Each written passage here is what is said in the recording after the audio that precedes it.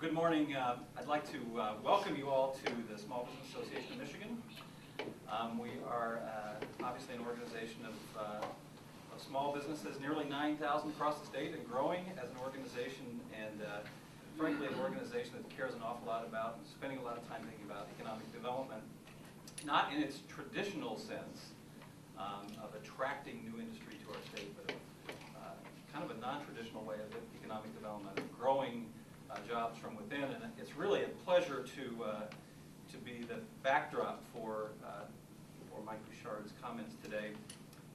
We're delighted to be able to host and to introduce Sheriff Bouchard, always a friend of ours while he was in the state Senate, and we're kind of excited about what he has to talk about today. We share both the concern about job creation and some of his plans for doing so. So without further ado, let me introduce Sheriff Mike Bouchard. Thanks very much. Well, thanks, Rob, for being such a gracious host. I appreciate allowing us to be at this location, and certainly your focus and relentless vision as it relates to getting business back here in Michigan to get our small businesses growing. Because we know that usually any statistic will tell you between 6 and 7 out of 10 jobs created are small business. And so if we ignore small business, we do so at our own peril. So I'm excited to be here, certainly with Chris Fisher, the president of the ABC. I appreciate you being here, and Dawn Crandall, a longtime friend. She's with the Home Builders, and Tom Magzik, who's with Owns Home. Appreciate you being here very, very much. The proposal's pretty simple, and I'll walk you through the specifics, but where we sit in Michigan, obviously, economically is very challenged. In terms of job loss, in terms of people leaving the state, we lead the nation in outbound moves, we lead the nation in unemployment. And so we've got, really, in my opinion, two things we have to deal with: short-term and long-term. Policy long-term, how we create an environment where employers, where job providers come back to Michigan, where they grow in Michigan. That's a long-term issue that we're going to have to do on all policy fronts: tax, regulatory, etc. But in the short term, how do we keep those job providers alive in this state? How do we keep them from leaving the state? How do we keep our skilled trades in this state? And just by way of statistical background, we all know the unemployment level for the general populace is the highest, as I said, in the nation, but in terms of the skilled trades, it's even worse. So let me just kind of paint what the situation as it sits today. In Oakland County, building permits are down 85%. In Kent County, they're down 67%. Generically across the board, new home construction has dropped from 38,875 in 2005 to 5,900 or so in 2009. So almost any of the statistics are somewhere between the high 60s and almost approaching 90% in terms of reduction of activity. So almost nothing's going on in our communities. And it's an industry that's very important to our state on many levels. In 2005, Michigan's economy, as it related to the connection to home builders, had $9.9 billion in income taxes paid, $3.3 billion in taxes to state and local governments, and accounted for about 153,000 jobs. So you can see that very large industry in 2005 now cut basically by 80–85% in the interim. So basically what this plan does, it allows home builders to do a brand new home construction within a 12-month period, and for 12 months from the point they're done until the home is sold, or 12 months, whichever is leased, they won't have any change in their taxable value. So it encourages them to go ahead and build where most of them are not building today. Gives them an economic and a tax incentive build now. Secondly, any renovation or addition on any existing home or business anywhere in the state can do that renovation and addition without having that added to their taxable value until the property's sold. So again, it's a very tangible incentive. Invest now in Michigan. Deepen your roots, deepen your commitment to our state at a time when more people are leaving than ever before.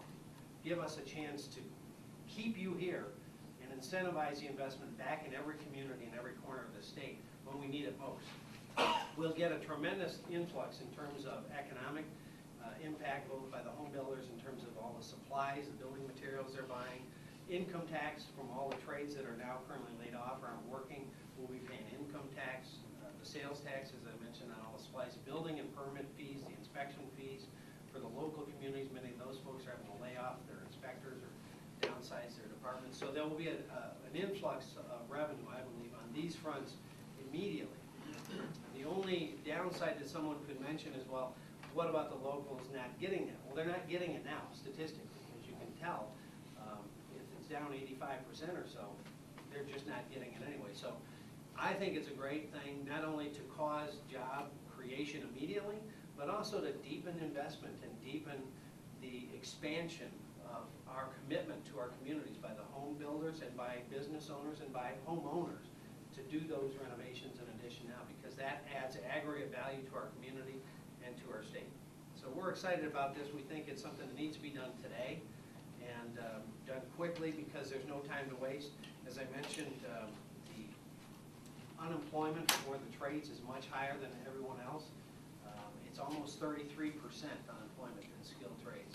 And those are the folks, the men and women that have built our state literally from ground zero. So we want them to stay here with their skills. We want to keep them employed until we can get the whole state pumping on all cylinders again. So this is that short-term infusion we're going to do today to get people back to work, so that we can give that bridge time until we can substantively and permanently change the policies in the state to create an opportunity for job providers to grow again in the state. To be clear, I don't think government creates one job, but it creates an environment where job providers and businesses are allowed to grow and are encouraged to grow. And that's what we're doing here. Government doesn't create these jobs, but it gets out of the way for these folks to create those jobs and to get back building in our communities. So instead of moving trucks in front of the homes and businesses, we'll see construction trucks. And that's what we need now more desperately than ever. Again, when you're a state leading the nation in outbound moves, we need something to keep people here immediately, and that's what this plan is for. I'm really excited to have as my partner on this in terms of taking the ball today. Senator Sanborn has always been a leader on the tax policy and on the job creation side, and so Senator Sanborn is going to step up and talk about the legislation side of it. Thank you, former Senator Bouchard, Sheriff Bouchard. I'm really excited to be part of this idea to bring before the Senate and to have one more year to try and get it through. I love Ronald Reagan and trickle-down economics, but frankly, we don't have the time to wait for trickle-down economics. This is trickle-up economics. It helps the little guy, it jumpstarts the economy. People who are upside down in their mortgages and feel stuck in their homes right now, it incentivizes them to fix up their home, puts people back to work. Hey, I've got kids coming home from college that couldn't work last summer. Here's an opportunity to maybe work on a cleanup crew. With youth unemployment rates down in Detroit being, I think, upwards of 90%, here's an opportunity to put young people to work. Here's an opportunity to get shovels in the ground. Here's an opportunity to fix up our homes. It's a great idea. It's a win, win, win, and I'm excited to be part of it. Thanks, Sheriff Bouchard. Appreciate it. Senator Sanborn is on the legislative side, and next we're going to hear from Chris Fisher, who's going to talk about the proposal in the real world. Thank you, Sheriff. I'm Chris Fisher with Associated Builders and Contractors, or ABC. We're a statewide trade organization working with 4 chapters throughout Michigan dedicated to the industrial and commercial construction industries. We represent over 1,000 different employers in the state, employing over 30,000 hardworking men and women in our state. We're very pleased to be here today and to support this proposal. In the past decade, Michigan has lost nearly 100,000 construction jobs. These are good paying jobs, jobs that have literally been responsible for help building our state.